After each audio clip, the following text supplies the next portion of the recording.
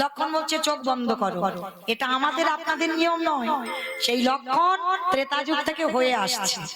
তো চোখ দুটো বন্ধ করেছে রাক্ষসী, জানে না তো কি ঘটবে, জানে লক্ষণ সিঁদুর পরাবে, তার চোখটা যেই বন্ধ করেছে প্রথমে নাকটাকে ধরেছে। হ্যাঁ গো, তা সিঁদুর পরাবে, নাকটা ধরছো কেন? বলে নাকটা ধরছি আমি যে সিঁদুরটা পরাবো ব্যালেন্স পাচ্ছি না।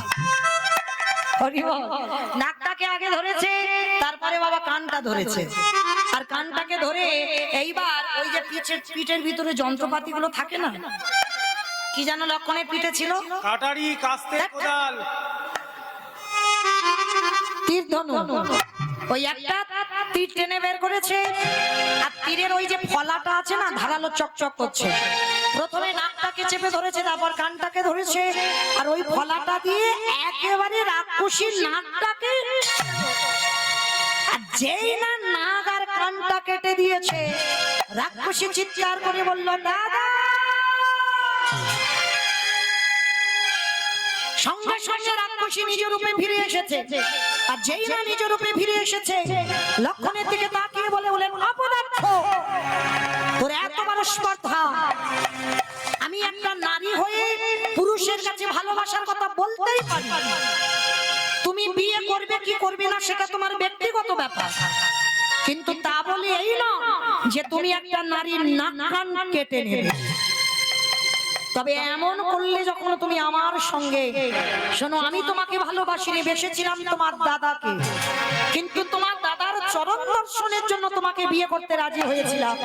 তবে আজ যখন তুমি আমার নাক কানটা কেটে রক্ত ঝরালে, শোনো লক্ষণ, আমি রাক্ষসী হতে পারি, আমি তোমাকে ছেড়ে দেব না। এইভাবে আমার মতো তোমারও একদিন রক্ত ঝরবে ঝরবে ঝরবে। ভগবানের ভাইয়ের অভিশাপও লাগে, রাক্ষসী অভিশাপ দিল লক্ষণকে। সেই নাক কানটা কেটে মাটিতে পড়লো, লাফাচ্ছে মাটিতে, সেটা লীন হলো না, তার থেকে সৃষ্টি হলো ভাঁড়ের জন্ম। ওই যে খেজুর গাছে বাঁধা হয় ভাঁড়, জন্ম হলো নাক কান দিয়ে রাক্ষসী।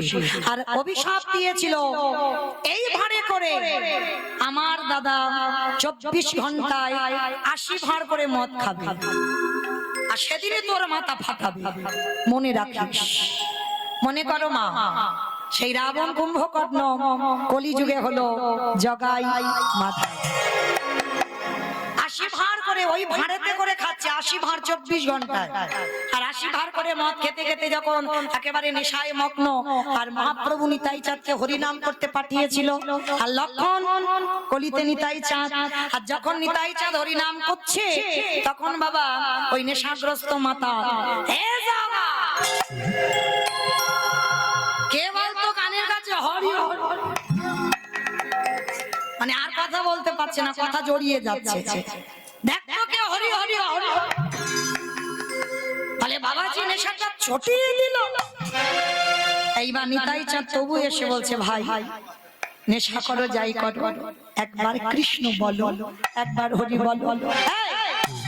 এ বাবাজি নেশাটা ছটিয়ে দিল, হরি বলতে বলছে, কৃষ্ণ বলতে বলছে। ভাতটা দে তো একবার দেখি। ওই ভাঁড়ে করে মদ খেতে খেতে ওই ভাতটা নিয়ে একেবারে নিতাই চাঁদের মাথাটা রক্ত ঝরে ঝরে পড়ছে। হরি বল। তাহলে এটা শূর্পণখার অভিশাপ। কিন্তু এইখানে আমাদের একটা প্রশ্ন রয়ে যায়, একটা নারী পুরুষকে ভালোবাসার কথা বলতেই পারে মা, এতে কোনো অসুবিধা নাই, পাবো নাই, তুমি বিয়ে করবে না করবে সেটা তুমি বলতে পারতে, কিন্তু একটা নারীর নাক কানটা কেটে নেওয়ার স্পর্ধা তোমার দিল কে? এটা অপরাধ হয়নি কি ভগবান? নিশ্চয়ই হয়েছে। আপনারা আমরা বলবো নিশ্চয়ই তো হয়েছে, কিন্তু বলছে হয়নি কেন? প্রথমেই বলেছি বাবা লীলাতে এসেই, কর্মফল কাউরে ছাড়ি না। এমনি এমনি কি নাক কানটা কাটলো? অনেক কারণ আছে। যেমন গান্ধারীর 100 ছেলে মরেছিল অনেক কারণের জন্য, তবে মরেছে। আজকে শূর্পণখার নাকটা কাটলো অনেক কারণের জন্য, তবে কেটেছে। তাহলে একটা কারণ বলি, যেটা ভালো কারণ আগে বলি, তারপর খারাপটা বলবো। ভালোটা আগে বলে ভগবান বলছে যে আমারে চাই তারই আমি চাই, যে আমারে না চাই তারই আমি না চাই। তার রাক্ষসী হলেও ও তো আমার চরণ দুটো দেখে আমায় চেয়েছে, কিন্তু রামচন্দ্র হচ্ছে মর্যাদা পুরুষোত্তম। মর্যাদা পুরুষোত্তম তার মানে সীতা যখন ছিল না, রামচন্দ্র যদি মনে করত যে যার বাবা 750 বিয়ে করেছে, তাহলে রামচন্দ্র মনে করলে পারত না বাবা সীতা হারিয়ে আর একটা বিয়ে করে যজ্ঞ করতে? নিশ্চয় পারত, কিন্তু করল না। কেন? তিনি মর্যাদা পুরুষোত্তম ভগবান, কথার খিলাফ হবে না। রাম অবতারে তার একটাই সহধর্মী, যার জন্য সোনার সীতা তৈরি করে যজ্ঞে বসেছিল, কিন্তু দ্বিতীয়বার বিয়ে করেনি। তার মর্যাদাটা ছিল এমনই। তো সেই রঘুপতি রামচন্দ্র তো আজকে শূর্পণখা রাক্ষসী হলেও চরণটা দেখে তো বলেছিল ওই পুরুষটাকে যদি একটা রাত আমি আমার করে পেতাম। অন্তর দিয়ে বলেছিল বাবা, কোনো ছেলে খেলা নয়, অন্তর দিয়ে হৃদয় দিয়ে বলেছিল একটা রাত যেন ওই পুরুষটাকে আমি পাই। ভগবান বলেছিল তথাস্তু, আমি রাম এ যুগে পারবো না, এ দেহে পারবো না, এর পরের জন্মে আমি তোমাকে আমার করে নেব। তবে একটা দিন নয়, একটা রাত নয়, আমি 12 বছর তোমার কাছে বন্দী থাকবো। মানে এক যুগ, ভাবতে পারছো? একটা রাতের জন্য ভক্ত চাইলো, ভগবান 12 বছর, এক যুগ হয়ে গেল ভক্তের। সেই শূর্পণখা পরের জন্মে হয়েছিল কুব্জা। কুব্জা যারা গ্রন্থ পড়বেন দেখবেন পরের জন্মে কুব্জা হয়েছে। কিন্তু নাক কানটা কাটলো কেন? তার একটাই কারণ। এখানে বাবা আমরা এই ডায়মন্ড হারবার এলাকার মানুষ আমরা জানি, গ্রহণ যখন লাগে, সূর্যগ্রহণ বলো চন্দ্রগ্রহণ, আমরা যখন জানতে পারি তখন হাড়িতে যদি অন্ন থাকে, অন্ন সেবা করি, ফেলে দেয়। জলের কলসিতে যদি জল থাকে ফেলে দেয়। আলমারিতে যদি টাকা থাকে ওটাও ফেলে দেয়। ওটাই গ্রহণ লাগে না। হ্যাঁ বেশ, গ্রহণ কোথাও লাগবে না, অন্ন ফেলতে হবে না, জল ফেলতে হবে না, কিছু ফেলতে হবে না। গ্রহণের আগে যদি একটা তুলসী পত্র নিয়ে দিয়ে দাও, তাহলে কোথাও তো গ্রহণ লাগবে না। তাহলে আচ্ছা বাবা, হঠাৎ করে গ্রহণের খবরটা এলো কেন? এটাই তত্ত্ব, তলিয়ে ভাবতে হবে। এই গ্রহণের কথা বললাম একটাই কারণ, নাক কানটা কেটে রামচন্দ্র দুটো জায়গায় তুলসী দিয়ে দিল। কেন? কারোর যেন নজর আর না পড়ে। কি গো, ও তো চেয়েছিল আমাকে, আমি হতে পারবো না রাম অবতারী, তার জন্য নাকটা কেটে নেব, কান কেটে নেব। কারণ ও পরবর্তী দিনে যদি কোনো পুরুষের দিকে তাকায়, সে দেখেই বলবে ও বাবা, ও তো নাক নেই, কান নেই, আর ওকে বিয়ে করা যাবে না। ভগবান নাক কানটা নিয়ে সারা জীবন ভগবান বুকিং করে আমার করে রেখে দিয়ে, ও যেন জীবনে কারণ না হয় রাম অবতারে আমি ওকে গ্রহণ করতে পারবো না, কিন্তু ও যেন আর কারণ না হয়, আর কেউ যেন ওই নারীকে আর গ্রহণ না করে, তার জন্য নাক কানটা কেটে নিল। এটা কারণ, এটা ভালো কারণ। আর খারাপ কারণটা কি? এই শূর্পণখা নাম্নী নামে এক অপ্সরা ছিল, নাম্নী নামে এক অপ্সরা। এই অপ্সরা, শোনেন বাবা, এই অপ্সরা কি করেছিল? একদিন দুর্বাসা মুনি গিয়েছিল ইন্দ্রের নৃত্য সভায়। তা যখন গিয়েছিল, নাম্নী অপ্সরা নৃত্য করত, খুব রূপবতী। আর যারা নর্তকী হয় তাদের গায়ে কত সুবাস, আর যারা যোগী পুরুষ সাধন ভজন করে, জটা ভালো পোশাক নয়, হ্যাঁ, স্নান টান ঠিক হয় না, মানে কেমন মতো দেখতে, দুর্গন্ধ, অনেক দিন স্নান হয় না, জটা থাকে। তো নাম্নী অপ্সরা যেই না দুর্বাসা এসেছে না,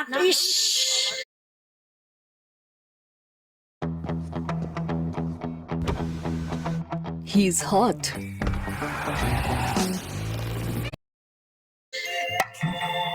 কি গন্ধ বার হচ্ছে গো লোকটার গায়ে থেকে, নাকটা চেপে ধরেছে। দুর্বাসা যেমন তেমন ব্যক্তি নয়, অনুস্বার সন্তান, ব্রহ্মা বিষ্ণু মহেশ্বর সন্তান রূপে অনুস্বার গর্ভে এসেছে, দ্বিতীয় কলেবর হয়ে, তাই না? আজকে সেই দুর্বাসা তিনি হচ্ছেন পরম বৈষ্ণব বাবা ভোলানাথ, ভোলানাথের একটা অংশ, সতী অনুসুবার সন্তান হয়ে এসেছে। তো এইবার যেই না নাকটা চেপে ধরেছে, নাম্নী অপ্সরা দুর্বাসা রেগে গেছে। অপদার্থ, তুই জানিস আমি দুর্বাসার নাম নিয়েছি কেন? আমি দুর্বার হাসকে আমি প্রাণ ধারণ করি, আর তুই কিনা আমাকে দেখে নাক চেপে ধরলি।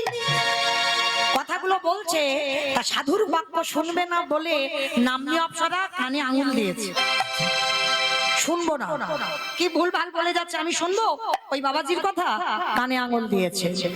দুর্বাসা রেগে গিয়ে বললেন, পাপিষ্ঠা নারী, তুই আমার সামনে দাঁড়িয়ে তোর এমন আচরণ, তুই নাক ধরলি আমাকে দেখে, আমি তোকে অভিশাপ দিলাম, যেমন আমাকে দেখে নাক ধরলি কান ধরলি, আমি তোকে অভিশাপ দিলাম কোনো না কোনো জন্মে এই নাক কান তোর ছেদন হবে হবে হবে। এটা খারাপের কারণ।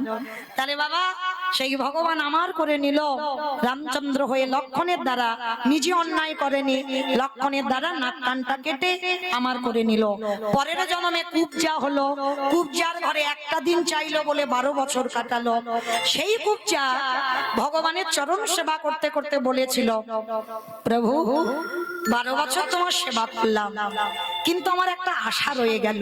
কি আশা? তোমার যত লীলা বৃন্দাবনে যা যা করেছ, আমার তো কিছু জানা হলো না। আমার খুব ইচ্ছা ছিল তোমার মুখ থেকে তোমার বৃন্দাবনের লীলা কিছু শুনবো। তখন ভগবান হেসে বলেছিল, কুবজা এখন আমি বলতে পারবো না, তবে আমি বলবো, তোমাকে শোনাবো। কবে? আগত কলিযুগে, যেদিন আমি কৃষ্ণ যেদিনই আমি ওই কলিযুগে গৌরী অবতারে যাব, আর 24 বছর বয়সে সন্ন্যাস নেব, 48 বছর বয়সে দেহ সম্বরণ করব, কিন্তু আমার অন্তিম লীলা হবে জগন্নাথ লীলা। পুরী ধাম, জগন্নাথ ধাম, ওটা হবে আমার শেষ অবস্থান। আর ওই অন্তিম সময় আমার যে জায়গাটা বেছে নেব, গম্ভীরা। কি বাবা গম্ভীরায় গেছো? কতজন গেছো? ওই হাতটা তোলো। এই কজন? আচ্ছা, পুরীতে ঢেউ খেয়েছো কজন? হাতটা তোলো। ওই দেখো অবস্থা দেখেছো? তাহলে পুরীতে ঢেউ খেয়েছো, কিন্তু আমার মহাপ্রভু যেটা অন্তিম সময়ে অবস্থান করত, আজও সেখান থেকে একটা প্রদীপ জ্বলিয়ে আসছে, আজও সচিমার কাঁথা পাঠানো, সেগুলো দর্শন করবে না? হ্যাঁ, করতে হবে।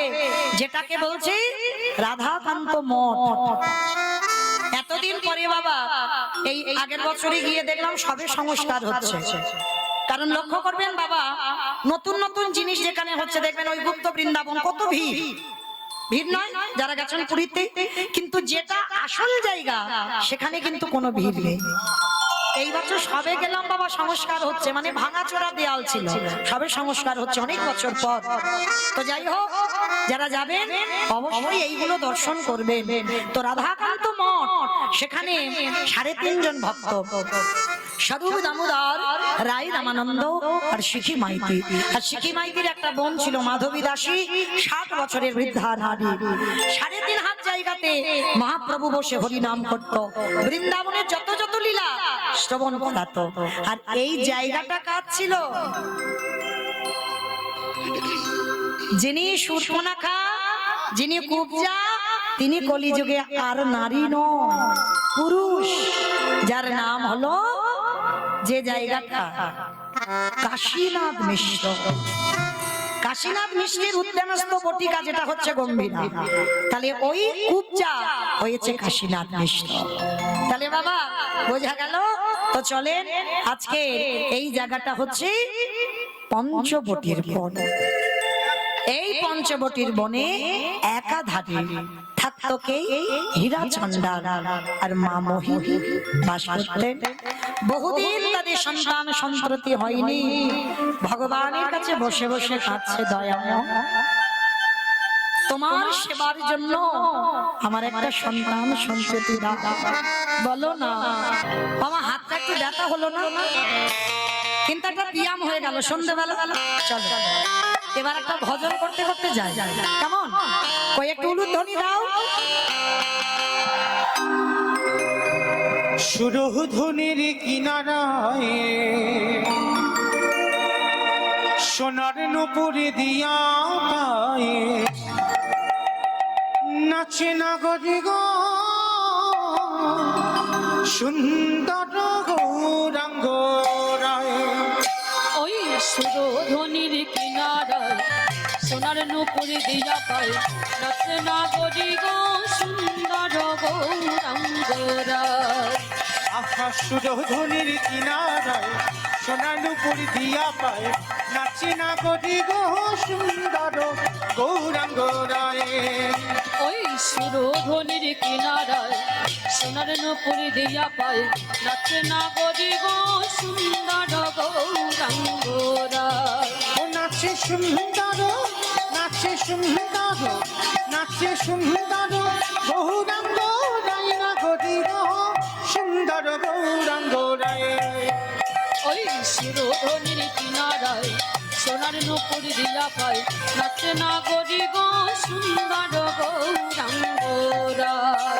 আহা সুন্দর কপালে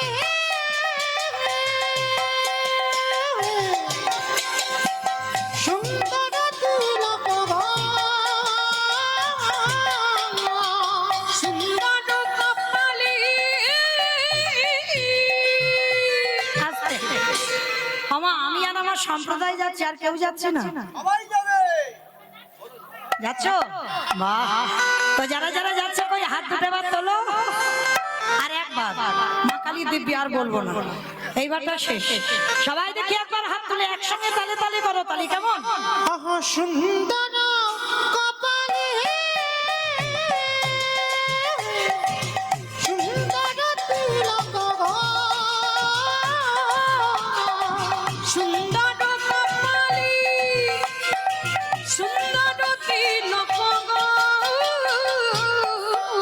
আহা সুন্দর খান আহা সুন্দর খান নামা বলি গায় না গরি গো সুন্দর গৌরাঙ্গ রায় ওই সুরধ্বনির কিনারায় সোনার নুপুর দিয়া পায় নাচে না গরি গো সুন্দর নিতাই গৌর হরি বল, হরি বল। রাধে রাধে রাধে জয় জয় শ্রী রাধে রাধে রাধে রাধে রাধে জয় জয় শ্রী রাধে। ও রাধে রাধে রাধে রাধে জয় জয় শ্রী রাধে। বিশ্বভান দোলালি রাধে রাধে বিশ্বভানু কারণ সকাল থেকে যারা আমরা কৃষ্ণ বলেছি জানা হয়েছে এই রাধা শব্দটা এমন, যদি বলো তোমার কোটি কোটি জন্মের যত পাপ বিনাশ হবে।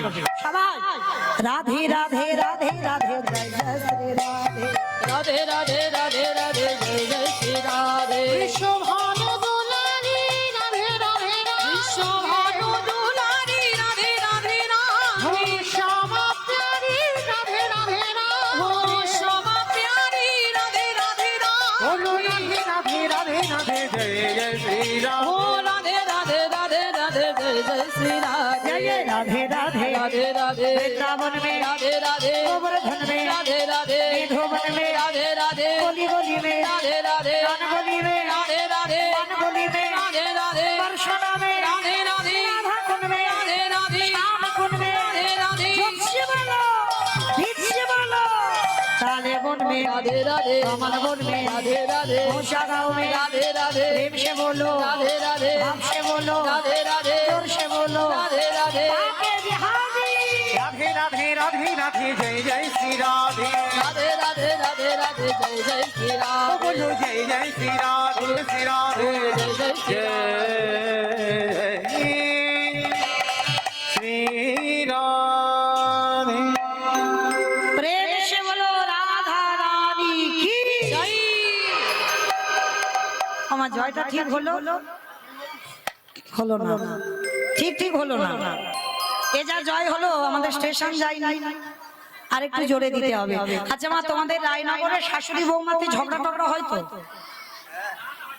হয় না? এইটা আমার বিশ্বাস হলো না, আমি তো এখানের মানুষ রে বাবা। হয় অন্য জেলায় যদি একটু কম হয় আমাদের জেলায় বেশি হয়। হরি বল। তো মাইরা শাশুড়ি বৌমাতে ঝগড়া হলে যে গলাটা বার হয় একটু বের করো তো দেখি, সবাই গলাটা ছেড়ে বলবে কেমন? বলো রাধা রানী কি জয়। তার মানে ঝগড়া হয়। বৃন্দাবনেশ্বরী কি জয়। যমুনা মাইয়া কি জয়। নন্দগাঁও কি জয়। উচারাম নাম কি জয়। বর্ষা নাম কি জয়। ভক্তবৃন্দ কি জয়। হরিবাসর ধাম কি জয়। সাধু গুরু বৈষ্ণব কি জয়। আপন আপন গুরু চরণ কি জয়। কমিটি ভাই সব কি জয়। হরিনাম যজ্ঞ কি জয়। আজকের আনন্দ কি জয়। নিতাই গৌর প্রেমানন্দ। হরি তবে চলেন আজকের আমরা সবাই, আমার ইচ্ছা নয়, আমার এক ভক্ত একটু অনুরোধ করেছে, তো তার ইচ্ছাতেই ইচ্ছাই হোক লীলা সাধন হবে, ভক্ত সবরই উদ্ধার। আর কিছু করেনি, তো শাস্ত্র কথা দিয়ে একটা লীলা দাঁড় করাতে হয়। আর এই ঘটনা তো আপনারা জানেন, শুনতে গেলে আমাদের ত্রেতা যুগ যেতে হবে, রঘুপতি রামচন্দ্রের ঘটনা।